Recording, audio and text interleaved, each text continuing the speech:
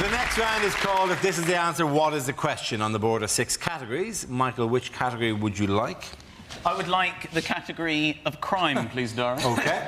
Crime it is. The answer is 25 pence. What is the question? What is the British name for American rapper 50 Cent? Is it, how much would I have to be paid up front to kill Jeremy Clarkson?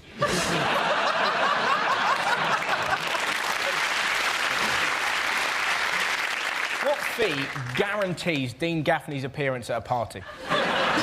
What's top prize on Romanian Deal or No Deal? Can I just take the box? I could use it for shoes.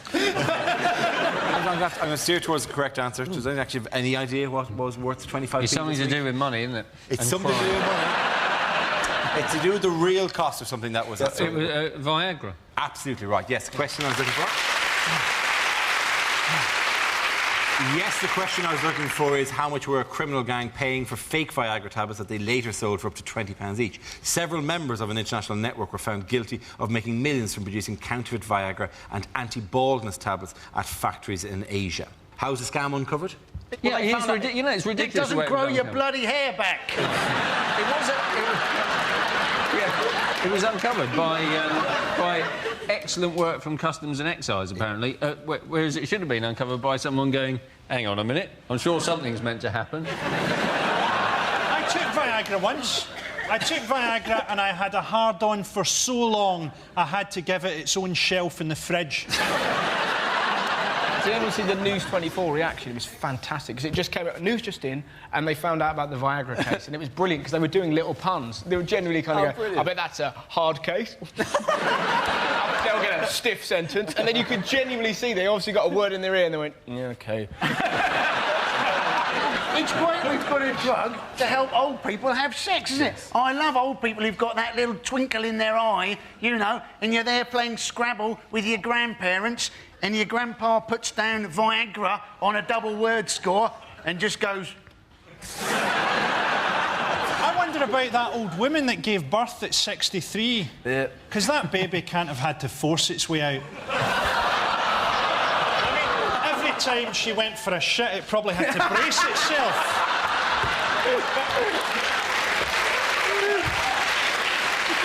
Well, at the end of the Italian job or something. Why has George Osborne been dragged into the phone hacking scandal? Because he was already involved in it in the beginning.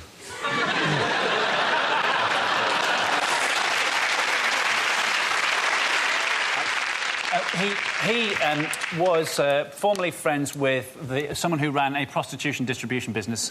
This lady claims that she and George Osborne took cocaine together. George Osborne, he strenuously denies taking prostitutes' cocaine. And possibly all other forms of cocaine. We have to legally say that there's no... But he strenuously denies the thing. And do you know why I think this is a failed opportunity?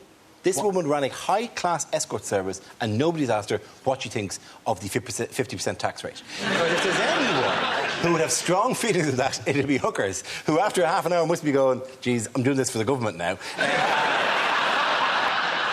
Wasn't the agency, it was a specialist agency, wasn't it? It was called Black Beauties.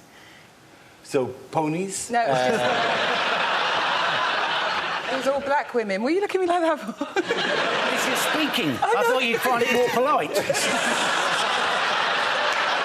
I'm happy to look over at Chris while she's speaking, but... Dance for you, Andy, whilst I was talking. No, because I said it was called Black Beauties. You look at me like I was about to confess something. I just read it. Would you see when she said this Black Beauties, then we all slowly turned away? Like that scene in 12 Angry Men. Oh.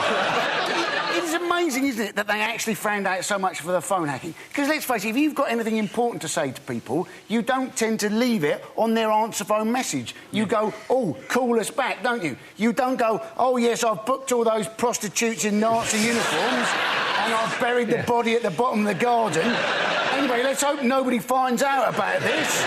Call me back. And I'm on the train. That's the kind of story you would expect to see, wouldn't you? Hugh Grant's girlfriend says she's on train, she'll be about half an hour. Would Hugh like her to pick up some milk on the way back? Hugh Grant's mum says she doesn't really like talking to these sorts of things. She's going to put your dad on.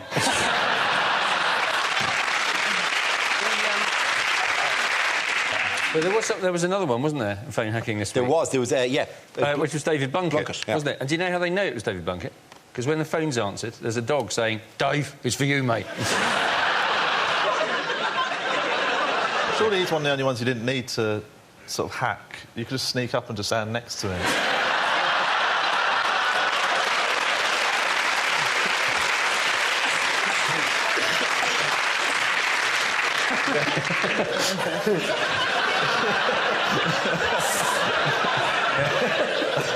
That's very good. And you could, the amount of faked photographs of him doing cocaine, because you just go, in any social situation, just put the plate filled with cocaine. Yeah, but it was mundane, because people just didn't change their codes on the thing. And their argument was, well, it was just there. I think it's crazy that people don't change their code anyway. Mine's 6791. It's easy for you to remember, isn't it? Because it's the year you were born, 67, followed by the year you lost your virginity.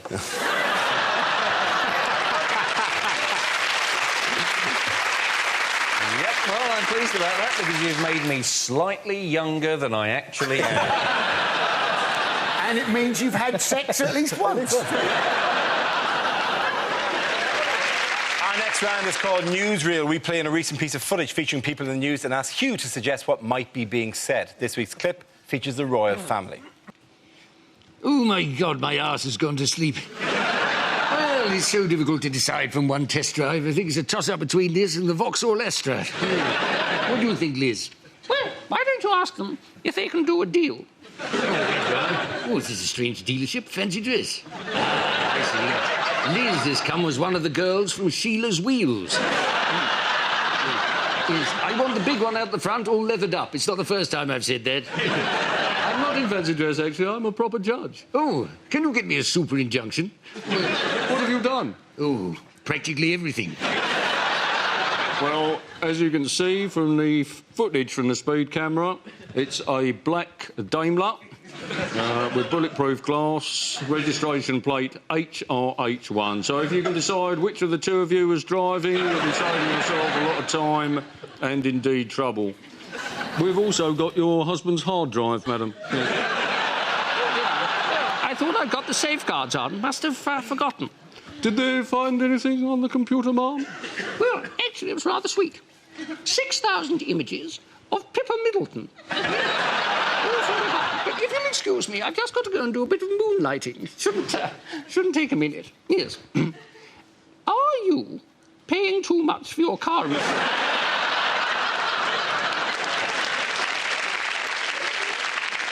Have you seen what's going on over there? Yes. They're trying to fit me up for a crime I never did. Yes. Speeding and looking at the posterior of a very attractive young lady. I don't get it. Since when has that been a crime? They can't bang you up for that, can they? Oh, perhaps they can. I've done nothing. If you want to arrest someone for a crime, get Princess Beatrice for that hat she wore at the royal wedding. It looked like a mutant curly-whirly. Brown fuzzy felt, yes. Now, so, Philip, Louis, Stavros, Mountbatten, Windsor, you are charged on 365 counts of endangering wildlife and 18 of impersonating a policeman with an Indian accent. How do you plead? Oh, piss off. Well done. In other news, how is the search for Colonel Gaddafi going? Really well. Super! We've checked under the desk, no sign. My guess is he's in Madame Tussauds posing as a Gene Simmons waxwork. Or Weatherspoons. He could hang out in Weatherspoons and nobody would bat an eyelid. If you walked into a Weatherspoons, there was a man wearing a blanket saying he'd killed people. Yeah, that's just normal, isn't it? Do you know, he's been spotted, though, hasn't he? He's been spotted in Niger, Burkina Faso and Algeria. So my theory is he might be on a very bizarre interrail trip. What has he left behind, though? Loads of stuff. Yeah. On his on the doormat of his compound, there was a letter saying, "Dear Colonel Gaddafi, property that may interest you has just come vacant in Pakistan." We have another dictator who wishes to move into your area and is looking for a family-sized dictatorial compound. My favourite picture was the guy with the jet ski. Like that guy. Like, you think that guy... He looks thrilled, but how many opportunities does that guy have to go jet skiing? He's just sitting there going, look at me, I go jet skiing. They also found, like, a photo album with photos of Condoleezza Rice in. This is the weirdest thing, yeah. Full album. Actually, it was full probably a prospectus from Black Beauties. When you rent somebody from Black Beauties, do they do the theme tune? Because that would be You cool. rent? Is that how you see it? You rent them. Don't forget to rewind your prostitute before you take her back. I'm sorry. Am I stripping the dignity away from prostitution there? I apologise for that. No, no. You're doing most of this for the government, you know. After half an hour. After half an hour. Half an hour. I like your side-to-side rocking motion, Doe. I'd suggest that's quite an unusual technique. But I don't know much about Ireland.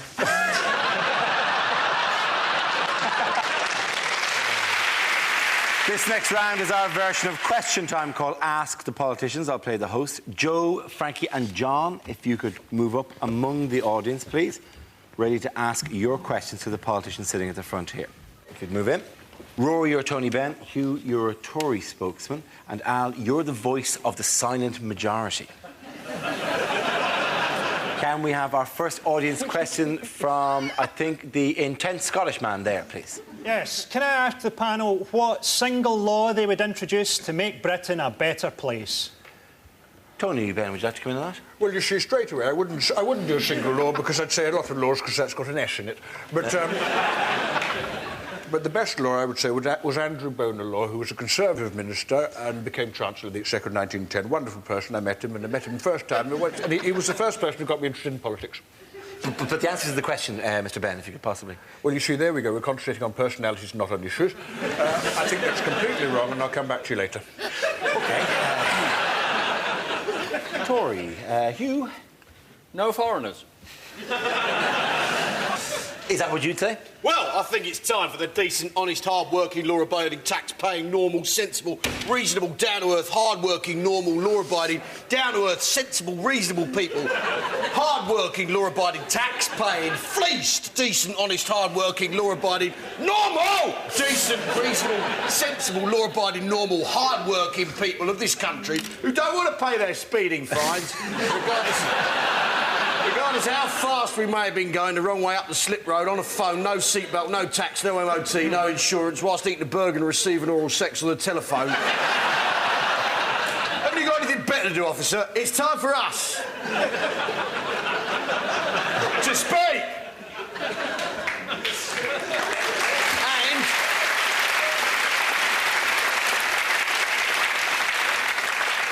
bring back hanging, obviously. OK. The lady there in the middle. You have a question? Indeed. Now that Cub Scouts don't have to swear allegiance to the Queen and God anymore, who do the panel think that they should swear allegiance to? Tony Benn. I think you have to go a long way to beat Clement Attlee. You look at the 1945 Labour Manifesto, it's a poem. It's a wonderful poem. But, no, or Asquith. Asquith, OK. Attlee or Asquith?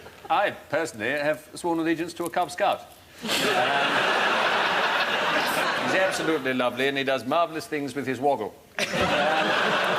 One phone call, you're on a register. Who would you pledge allegiance to? Voice of the silent majority? Well, speaking for the people who would have shot that burglar a third time...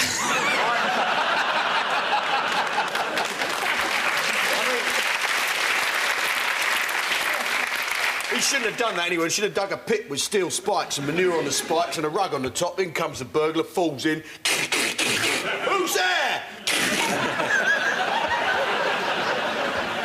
Who would I swear allegiance to? Yeah. Well, in fact, this is nonsense, isn't it? It's got to be the Queen. I've got to go back to the Queen. And I love the royal family. Not just out of mindless loyalty. If not that, then what? I fancy her. They're all dirty, those German birds, aren't they? What are politicians clamouring to condemn this week? Oh, it's Saddam's death. It is the hanging of Saddam. They couldn't have made it more undignified. They couldn't have made it more undignified if they'd hung him from a swing ball. Yours, Saddam? No, yours! But there was some good news, wasn't there? Because the actual charges against him for his second court case, they've been dropped. They've been dropped. So that was good of them. Yeah. They were thinking of charging him for those as well. Double death, maybe, but no. At worst, a mixed week for Saddam Hussein. I'll tell you, 2007's not gone well for him so far. How many of you actually watch this on YouTube? Just genuinely. Oh, yeah. Man. It was amazing. It was horrendous. It was disgusting. I only gave it 2 stars. It's true. It was actually John Prescott was the person who came out and was the person to condemn it. But that's pretty bad if the only sort of moral conscience in your nation is a man who has done things to his body that has turned his internal organs into patty. A man who couldn't wear a tie and a belt on the same day or he'd turn into sausages. He's the moral heart of our country. What's really interesting about it, everyone was really upset about Blair going on holiday with the Bee Gees, but this week there's actually a law going through that gives the major oil companies in the world 75% of the profits in Iraq for the next 30 years. And you kind of go, well, that's the thing to get angry about. That's sort of proof that the war was illegal, isn't it? Yes, it is. It's not desperately funny. Sort of, in another way, it's also the proof that the war was kind of worth it. At least we got something out of it. Thousands of soldiers just to murder some beardy guy. Now, oil, that's worth a lot of money, I've heard. Let's see him say that in front of a load of Guardian readers. Kill him! Throw organic beans at him. I'm too weak. I reckon it would have been good just to have put him in the Big Brother house. Imagine that. I don't know if you've seen it. It's been rubbish, this series. I've got day 3. Jermaine and Saddam and Moo walking towards the diary room. He would have come in through a trapdoor in the ceiling. It would have been worth it just for the surprise on his face. Yeah. Hang on.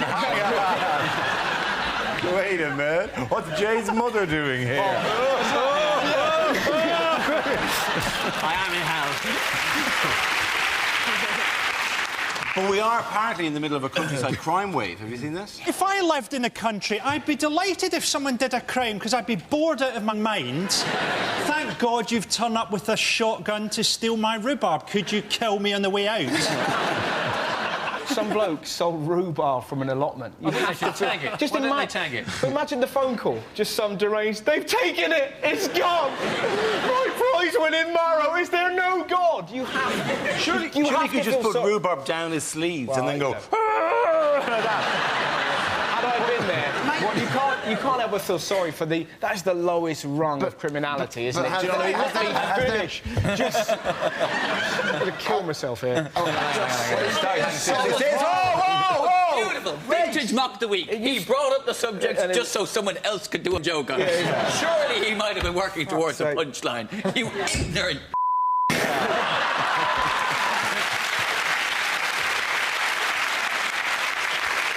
Jesus.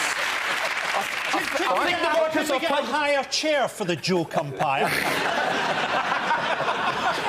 have a feeling the Microsoft Paperclip's taken some cocaine. But... I like it. That's great. Little animation of the camera go. Good, yes.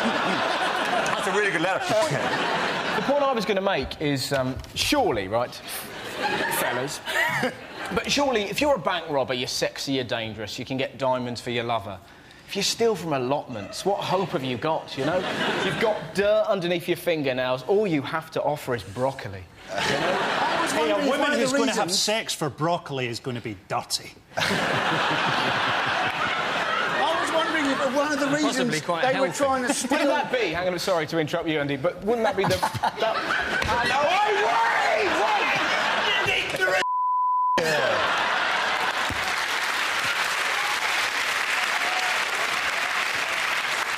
Frankly, I wish to go on the record and say I have now lost control. The next topic is a war on terror. Who wants in? Frankie. George Bush says that when he retires, he's going to make his living from speaking. Yeah, play to your strengths, eh, George? That's like Abu Hamza having a career doing shadow puppets.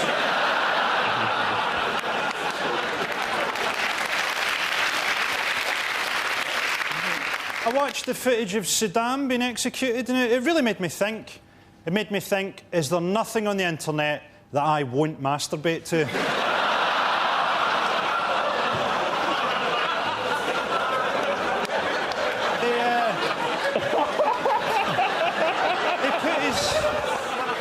They put his death on YouTube. I mean, it's really got to bring it home to you as a great dictator when your death gets less hits than a fat Korean boy body popping.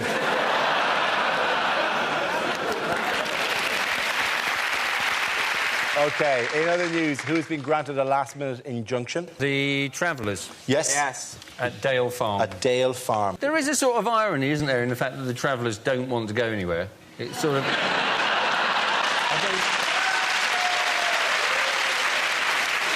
I saw one of the women interviewed from the site and she said, putting a traveller in a house is like putting a traveller in a prison. But yet they're building them. You can put a traveller in a lodge. What is that character? It sounds like one of the Terrorhawks.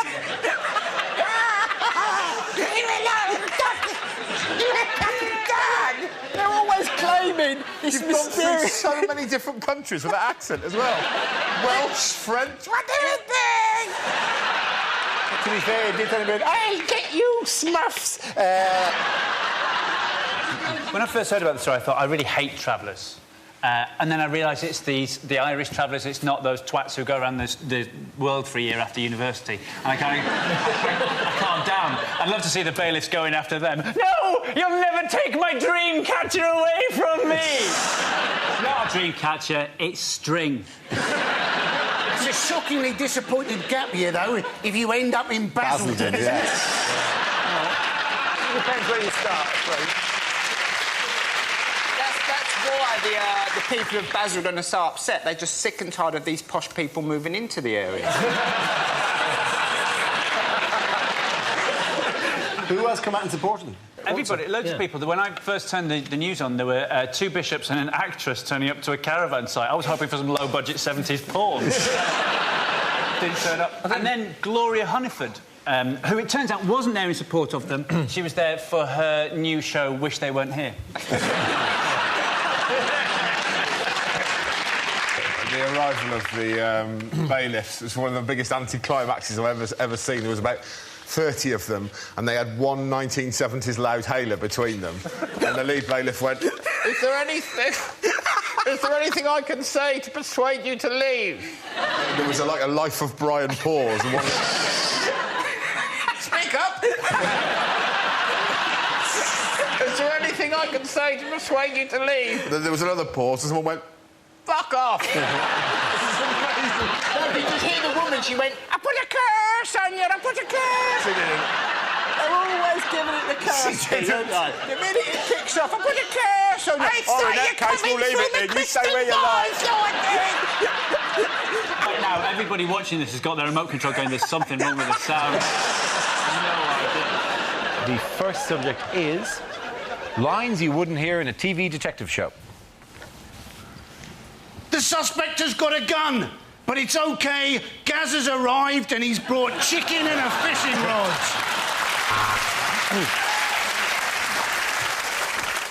I'm not doing it. This is a midwinter murder. It's freezing. It's not in the contract.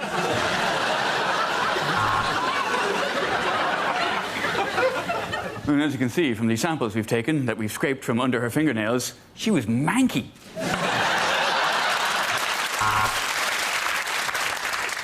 He were a policeman that got hit by a car and thought that he'd woken up in 1970. He were wrong. It were present day. This is CSI Hull. Sergeant, if you look closely, there are semen stains all over these bed sheets.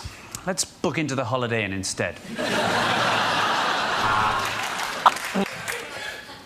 Inspector, has anyone ever said that you look an awful lot like David Jason from Only Fools and Horses?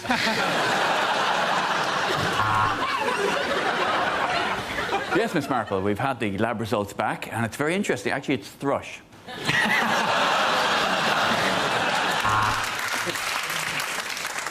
He fits the profile. This is going to be a really boring episode of Hole in the Wall.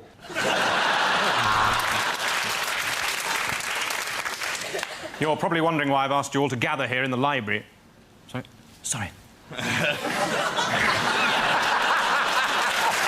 wondering why I've asked you to gather in the library.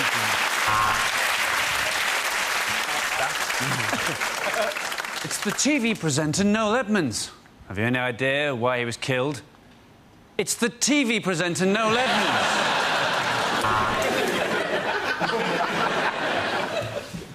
Ken Stott is Detective Inspector David Sod in Sod's Law.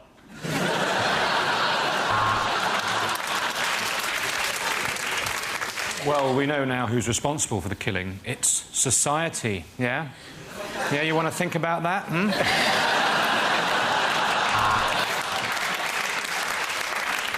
The body is that of Eamon Holmes. We may need a little more chalk.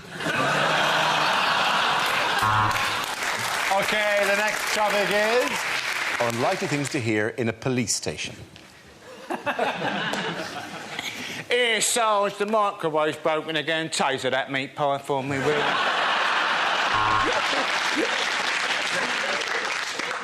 I know it's unlikely, but I don't suppose anybody has handed in Colonel Gaddafi, have they? I noticed the burglar making his escape. At this moment, I cursed the police cutbacks and gave chase, shouting, Nina, Nina, Nina. All units, be on the lookout for a purple Renault Clio. Registration number, Saffron Doily 22, Bongella Chrysanthemum. Hiya! No, we didn't manage to evict many of them, Sarge, but the good news is I got some lucky heather. No, I've not come to report a crime. It's just that I really missed the bill, so I thought I'd pop in for an hour. Here, Sarge, pass us the art section out the Guardian, will you, mate? Right, listen up. We've got a new man starting. He's half man, half horse. It's Inspector Morse.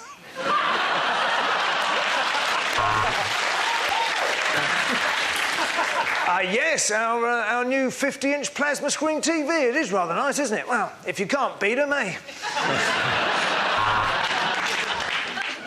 I am charging you with the murder of Mrs. Thompson. That'll be £7.19, please. Right, listen up. There's a giant fly attacking the station. I've called the SWAT team.